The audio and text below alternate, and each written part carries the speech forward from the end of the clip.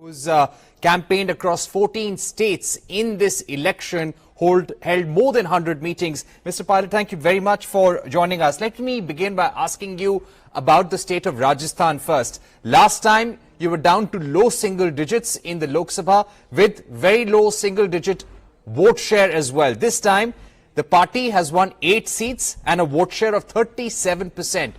What helped you script a revival in the Lok Sabha election in Rajasthan?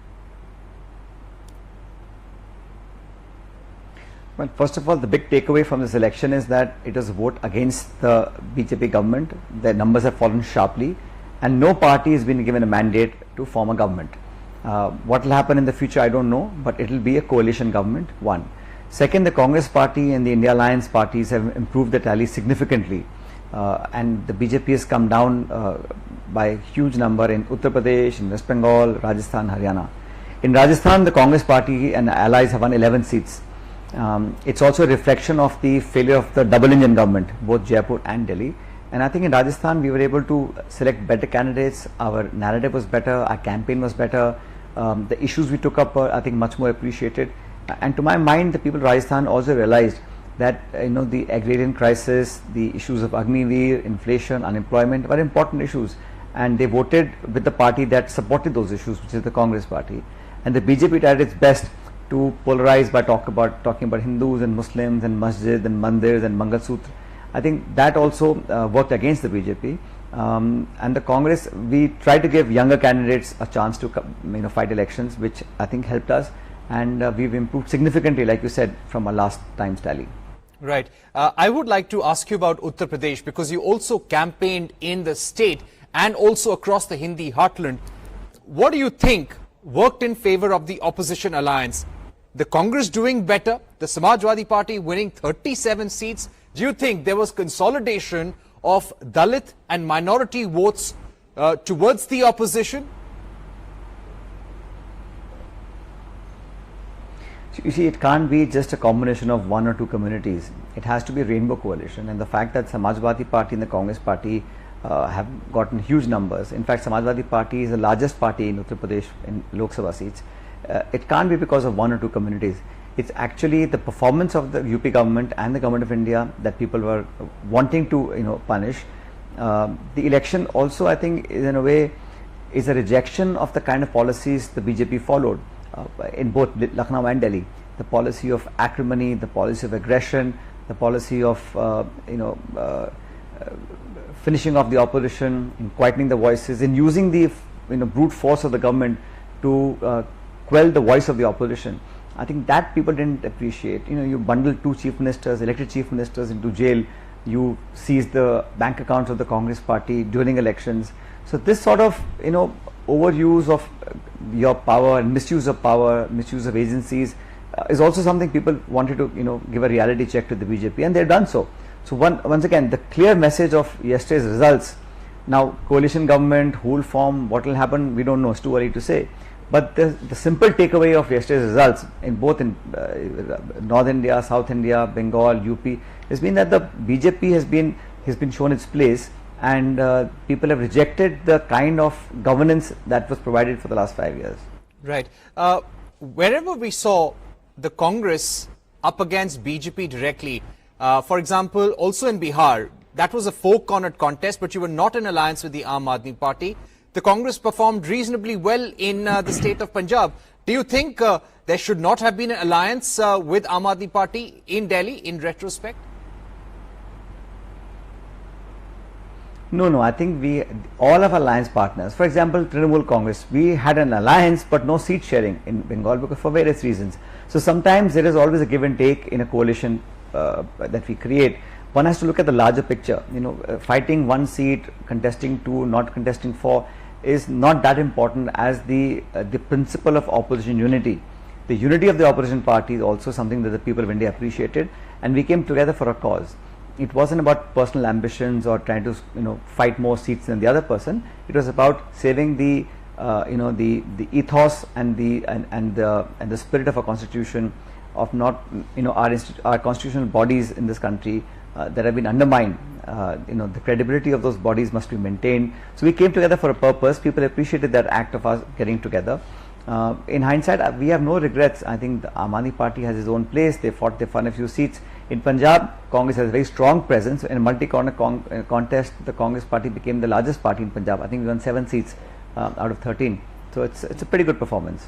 All right. I would also like to ask you about the national picture now. Rahul Gandhi yesterday said that they will reach out to both Chandrababu Naidu and Nitish Kumar. They will make every attempt at government formation. That is what Uddhav Bal Thackeray has also said.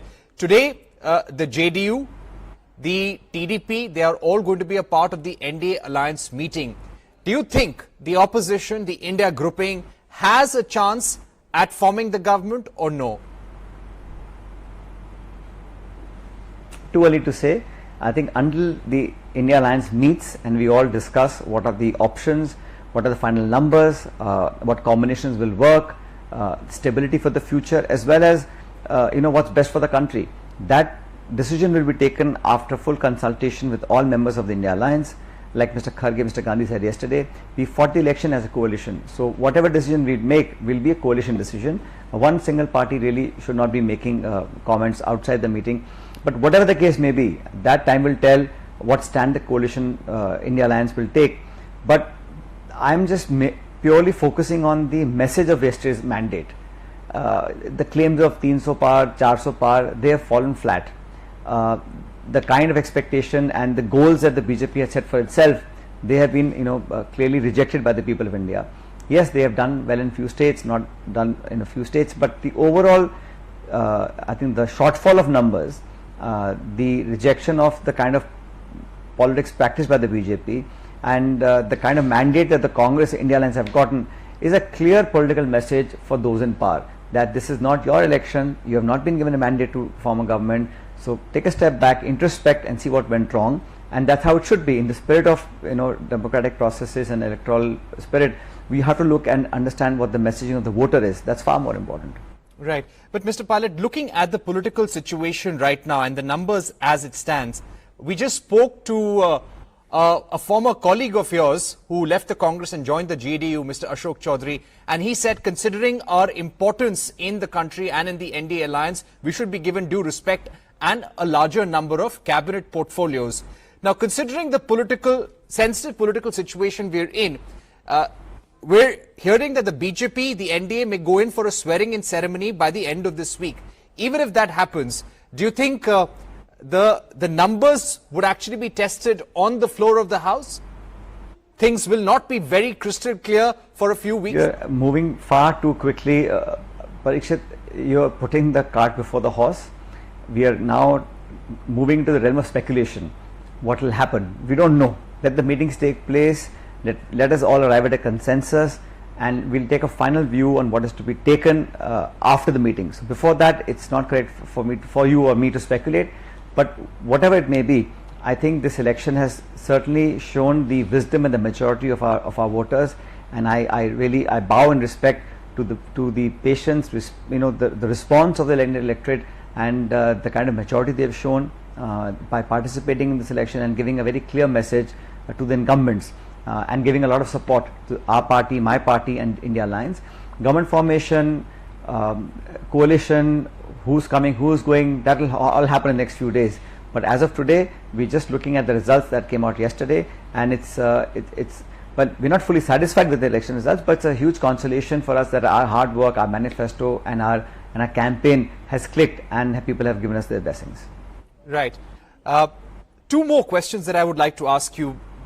Do you think the Agniveer scheme has come to hurt the BJP and the BJP's campaign? Also, we were hearing the Congress's pitch against the BJP that 400 par means that the government wants to do away with reservation. Do you think somehow that has clicked with the voter on the ground? It's not about the issue clicking, it's the fact that both were issues. The Agniveer was it wasn't a thought out scheme. It hurt the people of India who really are patriotic, whose young men and women want to join the armed forces. By launching an Agniveer scheme, they have deprived millions of being a part of the armed forces. That's not fair. And The other issue is about possible changes to the constitution. This is something that not the Congress party, but important people in the BJP had stated.